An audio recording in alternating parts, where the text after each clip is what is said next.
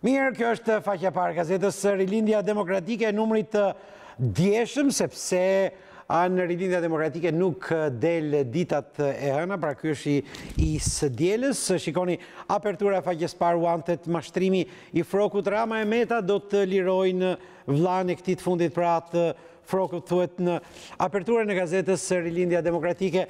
Kryeredaktori i cilit është bashkuar në këto momente me mua, i themi mbrëma Blet Kasmit, më shkruaj një kuriozitet. Pse nuk del RD-ja të hënave? Ka ngel një traditë e hershme dhe që kjo funksionon edhe për gjysmën e shtypit shqiptar që për gjysmën apo vetëm për një dy gazeta? Jo, përgjithsisht është një pjesë e mirë e gazetave që nuk dalin ditën e. Dikur të gjitha nuk dilnin të hënën. Më pas e theu shekulli dhe pastaj u detyruan në Panorama. Si është më mirë? Është me një ditë pushim apo? Po mirë është që të jetë gazeta në treg çdo ditë. Kur do vini të hënave? Shpresojmë. Okej. Ej, Blet Kasmi, unë besoj se e ke mbyllur për sot? Jo, akoma.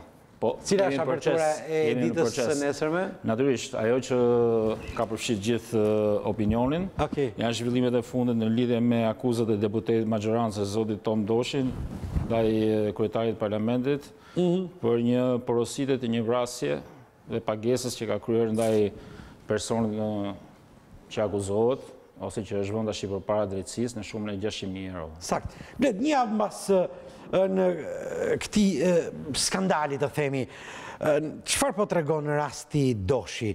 A mundemi që po tregon një lloj zgjatimi të fenomenit të stilit mafioz në politikë? Pikërisht. Kjo është bërë shumë e vështirë tash të kuptosh se ku fillon politika dhe ku mbaron mafia, dhe anasjelltas ku fillon mafia dhe ku mbaron politika.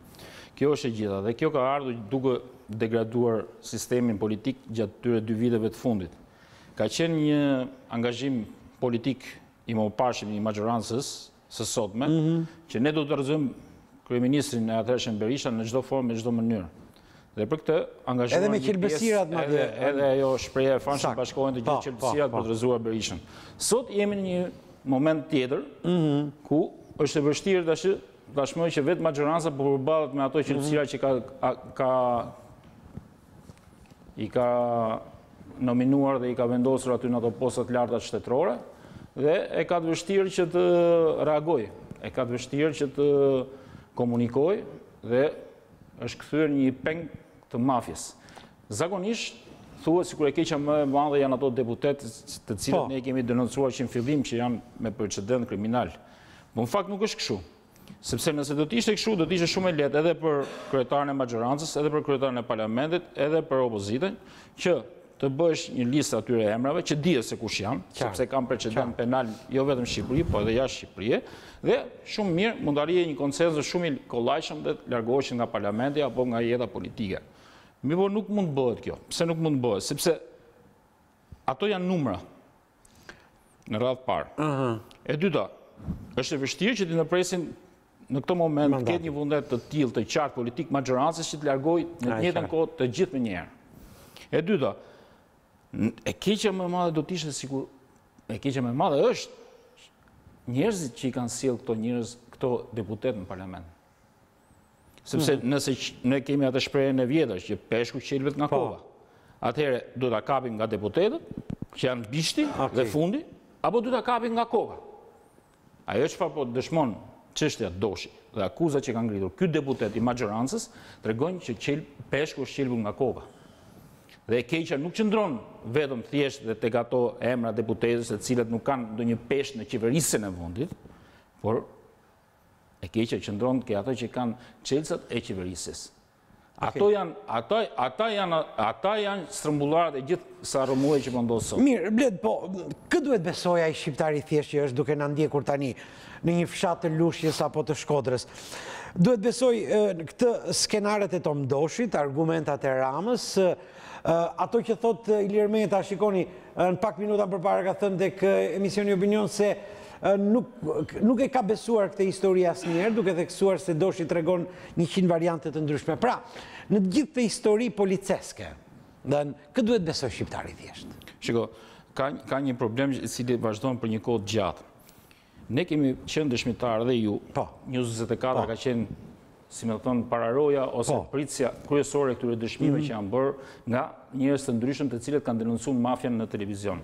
Dhe unë do të kujtoja një rast të një porositësit Tritoleve, Ju e kujtoni shumë mirë. Që ai shkoi në Durrës në komisariatin e policisë atë drejtorinë e policisë atje dhe e përzun. E tallën, e poshtruan dhe ai u detyruar që erdhi këtu, bëri një deklaratë publike këtu në televizion me titra u dha. Dhe më pas filloi hetimi. Dhe më pas u zbulua që u shpëtua një biznesmen i cili do t'i dhe në erë me tritol. Pra që dëshmoj ky rast? Ky është rasti i parë publik i cili dëshmoi se ne kemi një problem të madh me policinë, kemi një problem të madh me autoritetin më të lartë shtetit, i cili duhet luftojë krimin e organizuar dhe mafia, që nuk merr përsipër dhe nuk merr të hetoj raste flagrante të këtij krimi. Vazhdojmë të dy. Çfarë ndodhi më mbrapa? Ju po prap 24 ka qenë. Dhe ju e dini shumë mirë. Rasti i vrasjes së bankerit Tansando. Jo vetëm që bën vrasje në krye në zemër të Tiranës dhe aty ku janë institucionet të përqendruara si qeveria, si parlamenti dhe gjitha institucionet e tjera, por u larguan pas asaj xhiroj që bën të rehatshme në drejtim paditur dhe mbi të gjitha dhe problemi më i madh ishte sepse ju në këtë televizion keni nxjerr dy njerëz, një dëshmi në një personi i cili thoshte që unë i njoh kush janë vrasjet e bankerit Tansando. Ai mori kush në pyetje ato? Ai mori kush në pyetje? Absolutisht sot e kësaj dite nuk janë marrë pyetje. Po çka ka ndodhur? Sot jetë atyre njerëzve që kanë dëshmuar që ne kemi emrat e atyre njerëzve që kanë vrarë Tansando dhe kemi dëshmi, jo vetëm që nuk janë thirrur asnjëherë për dëshmuar në polici, nuk janë thirrur për dëshmuar në prokurori, por sot jetë atyre është e rrezikuar sepse janë të identifikuar. Dhe njëri prej tyre me sa diun është arratisur. Po marrin po prap, vazhdojmë po prap me këto dëshmi që nuk merren, ku nuk merret parasysh dëshmia një deputeti i cili deklaron i ka bërë dëshmi këtu e 6 muaj më përpara kryetarit parlamentit, në prezencë kryeministit, në prezencë edhe të kryeprokurorit, i ka thënë të treve që ka një skenar për vrasje. Atëherë çfarë po ndodh? Këtu nuk i merr njëri për bazë këto dëshmi, nuk merret kush me këto dëshmi. Ju keni gazetarin tuaj, zotin Çani. Ju vu pistoleta në kokës dhe shpëtoi për fije, sepse i doli huq plumbi. Mirë po, shiko, zoti Meta thot se kjo është një histori e trilluar bled pas përjashtimit të deputetit Doshi. Si mund të thot zoti Meta që është e vërtet? E shkoi direkt në burg? Çfarë mbetet për bërë? Tu kemi një institucion prokurorie i cili në këtë rast është një presion dhe një presion të vazhdueshëm ndaj pushtetit. Në rast se kemi një pushtet që akuzohet si që është pushteti legjislativ, koka i pushtetit legjislativ që është kryetari i parlamentit, atëherë duhet dalin garantët e tjerë pushteteve që të sigurojnë një lloj ekuilibri. Pushteti ekzekutiv. Por në rastin që pushteti ekzekutiv tregon se ka qenë vetë i mirë informuar për çfarë ka ndodhur, dhe nga ana tjetër bëhet pal me kryetarin e parlamentit, atëherë u bën dy pushtete të cilat bëhen pal me njëri tjetrin, por t'ju kundërvon dëshmitarit ose atij që ka bërë akuzën. Atëherë cili pushtet ngeli këtu që do të çojë drejtësinë në vend? Atëherë pushteti ne mendojmë se mund të jetë prokuroria. Por në momentin që prokuroria ose kryeprokurori të rritet në kryeministri, në kohë që në prezencë të personit kryesor të akuzuar dhe bëhet mbledhje, atëherë kush presa këtu? Kush do ta bëjë drejtësinë këtë vend? Gazeta juaj ka hedhur dje idenë sipas së cilës në mashtrimi i Frokut, i Arben Frokut, u bë për faktin se Rama dhe Meta thot apertura gazetës suaj do të lirojnë vëllan. Nga keni nxjerrë këtë përfundim? Natyrisht ne kemi burimet tona të informacionit, i kemi pas të burime informacionit dhe kur kemi denoncu rastin e zotit Konstantin Gjovanit, kryet të deputetës, i cili kemi thonë që po përgatitin skenar për ta shpëtuar nga burgimi i përjetshëm.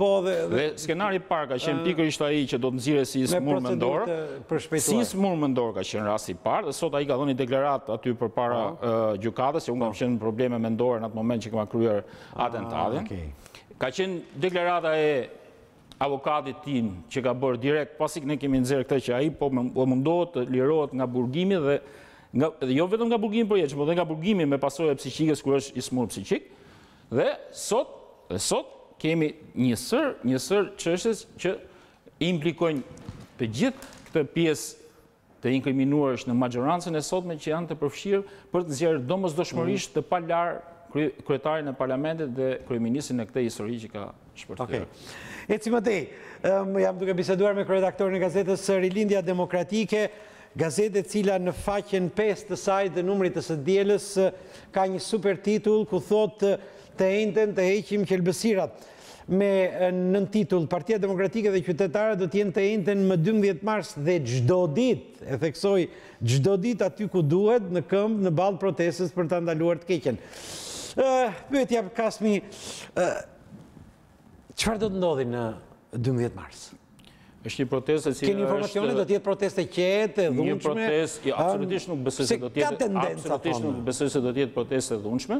Besoj që do të jetë protestë civile, qytetare, ku njerëzit do të protestojnë ashtu sikur se dinë protestojnë demokratët. Kuptohet, ka një irritim të opinionit, ka një revolt, e cila nuk vjen vetëm nga rasti i fundit. Absolutisht. Nuk është se vjen vetëm nga rasti i fundit i krimit. Ka një revolt për të historinë. Absolutisht, është 100% e vërtet. Jo vetëm nga rasti i fundit i krimit, por ne të shohim varfërinë. Kjo po, pra. Kjo është revolta, nuk po flasë se është vetëm me rastin e fundit. Rasti i fundit është ai kapja shtetit që deformon komplet binarat e shtetit. Është kapja shtetit nga mafja, dhe tash do të pranojmë qeverisemi nga mafja, dhe të kalojmë një fazë tjetër që nuk dihet se ku do përfundojmë, apo ne do të krijojmë një kulturë të re qeverisje dhe të shkëputemi nga kjo që kemi tani. Po them që ka një revolt e cila vjen nga varfëria, vjen nga papunësia, po vjen dhe nga pasiguria. Janë këto tre faktorë, një trinom, mjaft i rëndësishëm, i cili ka kthyer Shqipërinë sot në pozita jashtëzakonisht më të këqija, do thoja unë, edhe se 97. Në 97 ne kemi pasi problem tjetër nga ky që kemi sot. Cili ishte problemi në 97? Në një pjesë mirë të vendit, institucionet nuk funksionojshin. Policia ra, si pasojë e rebelimit, dhe morën të ashtuqurat komitete. Cili është ndryshimi sot?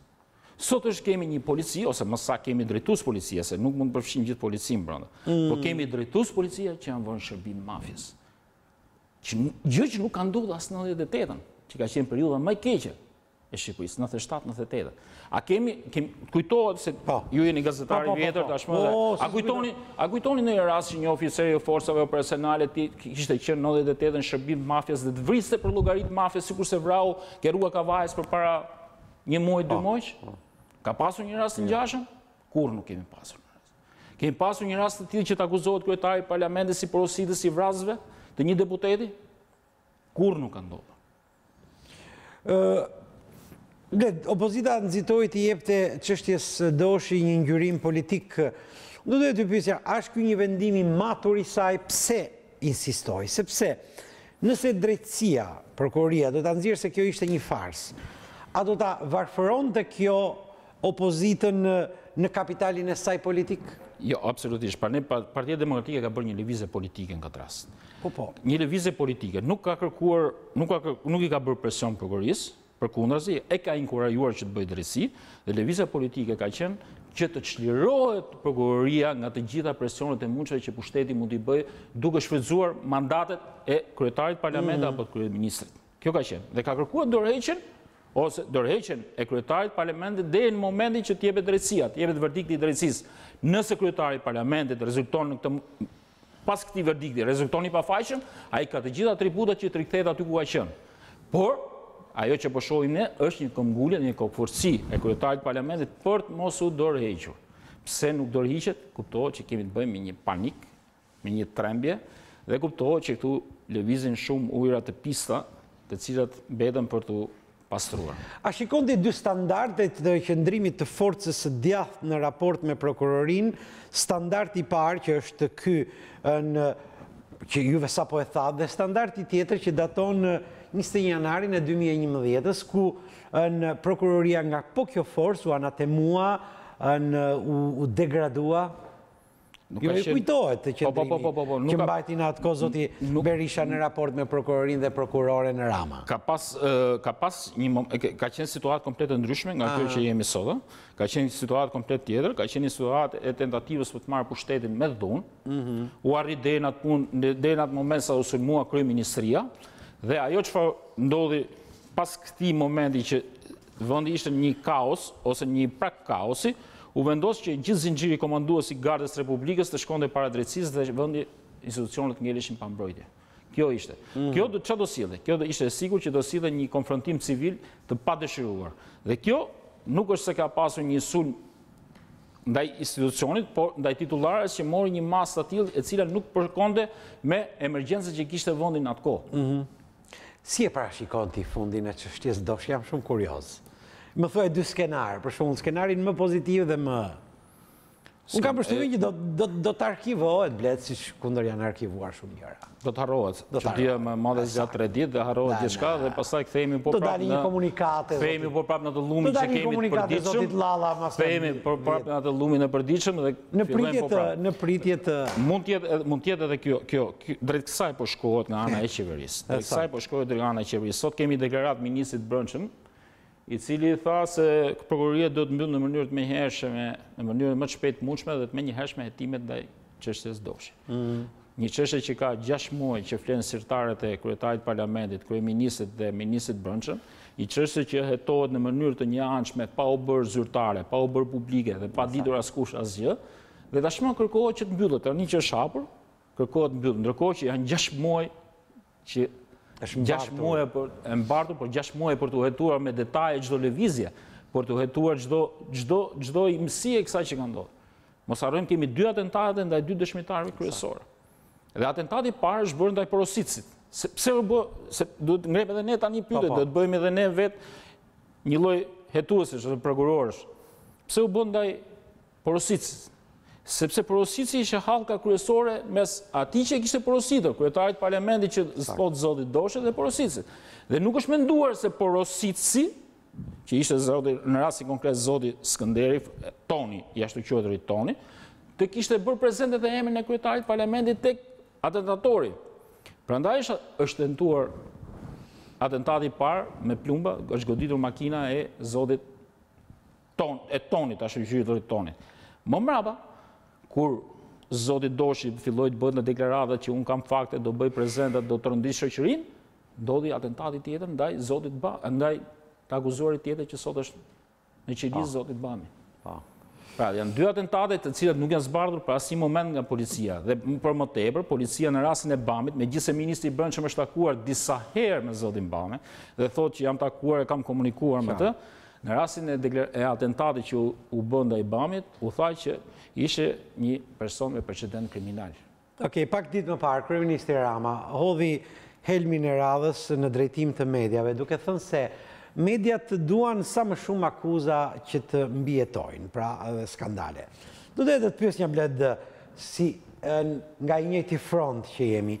A është kjo një ide turshme dhe cinike, duke i konsideruar nga kryeministri mediat hera herës thjesht si parazite të cilat kërkojnë të mbijetojnë me gjakun blu të politikës? Unë ndjeva keq kur e dëgjova. Është e vërtetë kjo, sepse është i vetmi pushtet i cili po përpëlitet. Ka rënë pushteti legjislativ, krahët e mafjas, ka rënë pushteti ekzekutiv. Ai gjyqësori është në presion dhe nën kërcënime të hapura, duke filluar nga kreu i maxhorancës. Atëherë i vetmi pushtet që ka ngel që përpëlitet, po themi 10% atij pushteti që jemi real, është pushteti mediatik. Dhe çfarë synohet tani? Synohet të mbyllet goja.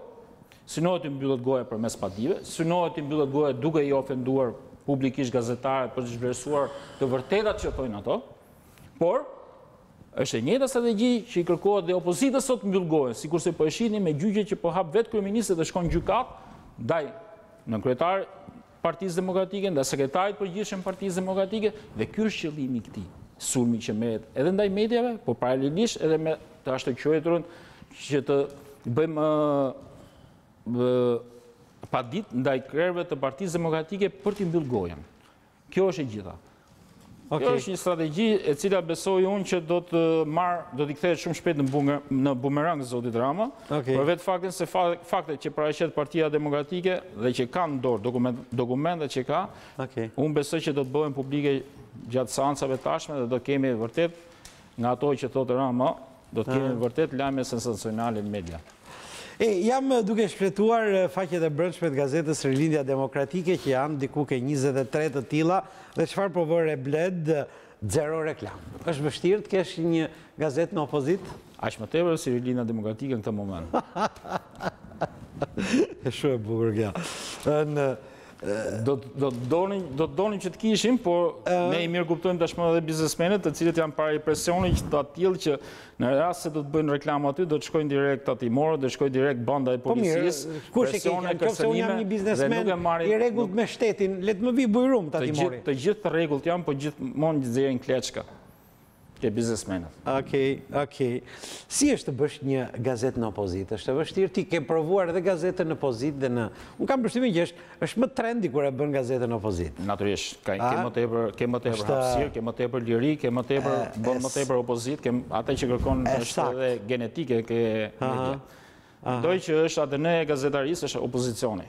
Mendoj që shpresojmë dhe besojmë që ne po e kthejmë rëdën në ato kushtet të asaj opozite që kemi bërë njëherë një kohë duke filluar që nga 91, po edhe 97, 98 që besoj që kemi pas një gazetë jashtëzakonisht shumë mirë. Sa herë në ditë të bie ty telefoni nga Shqupi? Unë nuk i them Shqupi, unë i them Partia Demokratike. Nga Partia Demokratike. Sepse është një huazim, mendoj unë. Po që nësi ka sa herë të bie telefoni nga Partia Demokratike? Jo vazhdimisht. Kemi një lloj marrëdhënie krejt hapur, ku secili krijon atë hapësirën e vetë të opozicionit dhe ne e dim detyrën se ku duhet arrijmë dhe ku duhet shkojmë. Mbi të gjitha është e vërteta dhe fakti. Do duhet që opozicionin ta bëjmë mbi të vërteta dhe mbi fakte, që të mos ulim kur barën e besueshmërisë tek opinioni. Protesta do të jetë vetëm 12 mars apo do të jetë 13-14? Nga ajo që ka deklaruar kryetari i Partisë Demokratike, kemi një betejë pa kthim. Që do të thotë që opozita dhe Partia Demokratike bashkë me shqiptarët nuk do të tërhiqen nga kjo betejë. Do të nisë me datën 12 mars dhe ne do të shohim të gjitha mundësi se si do të vazhdoj dhe do precipitoj kjo. Po prezencë në parlament do të ketë, besoj? Patjetër, nuk është njoftuar asnjë lloj bojkoti i parlamentit. Betejë do të jetë në të gjitha frontet, do të jetë në legjislativ, do të jetë në parlament, do të jetë në rrugë, në sheshe, aty, sepse jemi në një moment të tillë kur institucionet bien, kur institucionet janë në presionin e mafjes dhe të krimit të veshur me pushtet.